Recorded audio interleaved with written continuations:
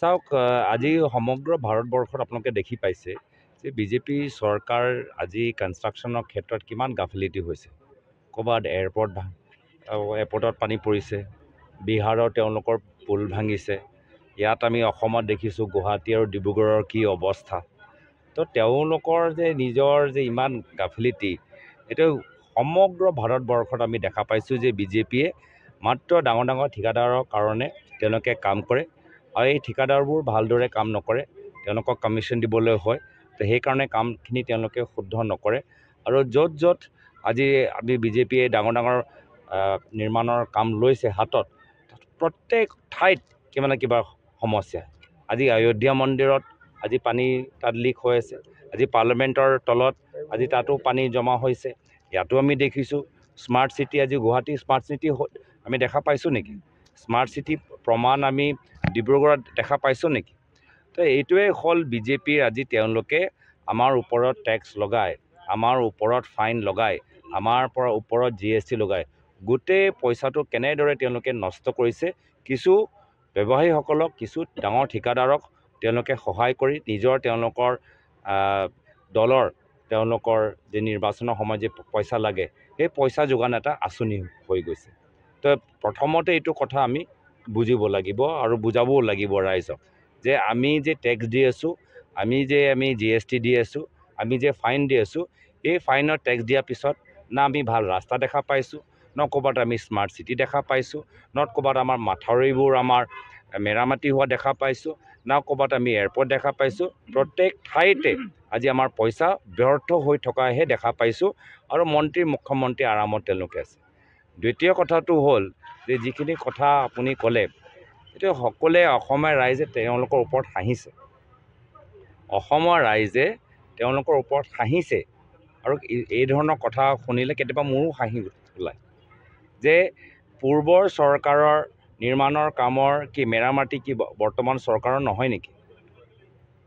বৰ্তমান চৰকাৰৰ মেৰামতি নহয় নেকি? আমি ঘৰখন বনালোঁ, উত্তৰাধিকাৰী হিচাপে তেওঁলোকৰ এতিয়া কাম হৈছে মেৰামতি, বাছ গোটেইখিনি কামটো আমি কৰিলোৱেই, এতিয়া খালি মেৰামতিহে কৰিব লাগে। মেৰামতিটো কৰিব নোৱাৰিলে, ঘৰখন আমি বনাই দিছোঁ, এতিয়া তেওঁলোকে ধৰি ৰাখিব পৰা নাই। তো সেয়া হৈছে যেতিয়া ঘৰৰ ভিতৰত যেতিয়া এজন ঘৰৰ পিতৃয়ে যথেষ্ট একদম ভাল এটা সুস্থ এটা পৰিৱেশ থৈ গুচি যায় আৰু পিছত যে ল'ৰা ছোৱালীবোৰ যে একদম ঘৰখনৰ একদম পৰিৱেশটো বেয়া কৰি দিয়ে, তেনেকুৱা এটা অসম আমি দেখিছোঁ। প্ৰায়তঃ তৰুণ গগৈদেৱে আমাক এটা সুস্থ অসম, এটা সবল অসম, এটা শান্তিপ্ৰিয় অসম আমাক দি থৈ গুচি গ'ল আৰু তেওঁলোকৰ উত্তৰাধিকাৰ হিচাপে বিজেপি চৰকাৰ অহাৰ পিছত এতিয়া তেওঁলোকৰ অসমত এতিয়া আইন শৃংখলা আপোনালোকে যিমান আমাৰ কেলেংকাৰী হৈছে, চিণ্ডিকেট, যি ধৰণৰ ঘৃণা, যি ধৰণৰ ডাঙৰ ডাঙৰ ঠিকাদাৰৰ তেওঁলোকৰ লাভ হৈছে, তেনেকুৱা এটা অসম আমি দেখা পাইছোঁ। যাৰ ফলত যোৱা লোকসভা নিৰ্বাচনত যোৰহাট, ধুবুৰী, নগাঁৱত আমি দেখা পাইছোঁ ৰাইজে ইয়াৰ প্ৰতিক্ৰিয়া দিছে আৰু ভৱিষ্যতো বিধানসভাত দিব। মই কৈছোঁ এই পৰামৰ্শটো মুখ্যমন্ত্ৰী দিছে নেকি?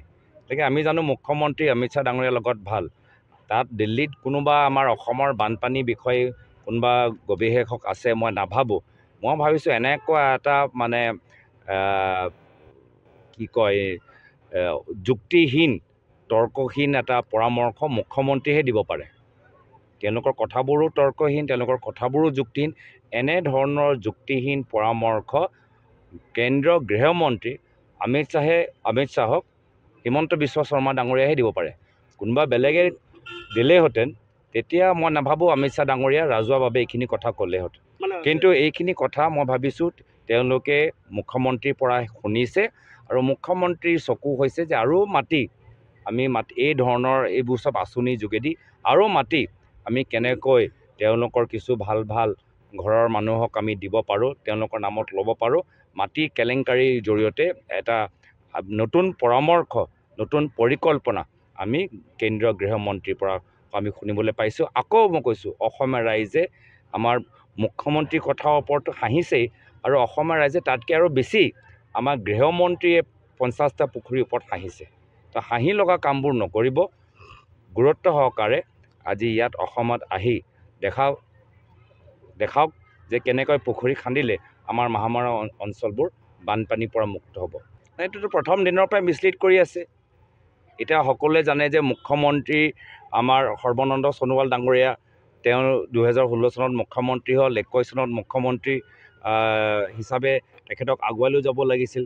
কিন্তু নিশ্চয় তেখেতৰ প্ৰতি কিবা এটা মিছগাইড কৰি হিমন্ত বিশ্ব শৰ্মা ডাঙৰীয়া সৰ্বানন্দ সোণোৱাল ডাঙৰীয়াক দিল্লীলৈ পঠাই দিলে, ইয়াত মুখ্যমন্ত্ৰী হৈছে।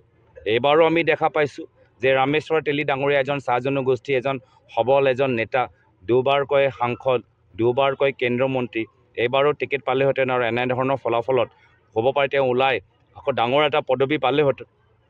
কিন্তু হিমন্ত বিশ্ব শৰ্মা ডাঙৰীয়াই নিবিচাৰে যে চাহ জনগোষ্ঠীৰ নেতাসকলে পিছত গৈ কোনোবা এজন শক্তিশালী মন্ত্ৰী হওক, তেওঁ নিবিচাৰে। আৰু সেইকাৰণে হিমন্ত বিশ্ব শৰ্মা ডাঙৰীয়া এনেধৰণৰ এটা পদক্ষেপ নিজৰ কেন্দ্ৰীয় বিজেপি নেতৃত্বক জৰিয়তে কৰিলে। তো এই গোটেইখিনি কথা আমি গম পাই গৈছোঁ। কিন্তু বৰ্তমানৰ সময়ত আমি বিচাৰোঁ যে য'ত য'ত আমাৰ শিবিৰত আজি দৰৱ নাই, য'ত য'ত শিবিৰত আমাৰ শুদ্ধ খোৱা পানী নাই, তাত তেওঁলোকে ব্যৱস্থা কৰক। আৰু বহুত ক্ষেত্ৰত আমি দেখা পাইছোঁ যে আমি মানুহবোৰে যথেষ্ট কষ্ট পাইছে। SDRF, NDRFৰ টীম প্ৰত্যেক আমাৰ চাব ডিভিজনত, প্ৰত্যেক ব্লকত থাকিব লাগে।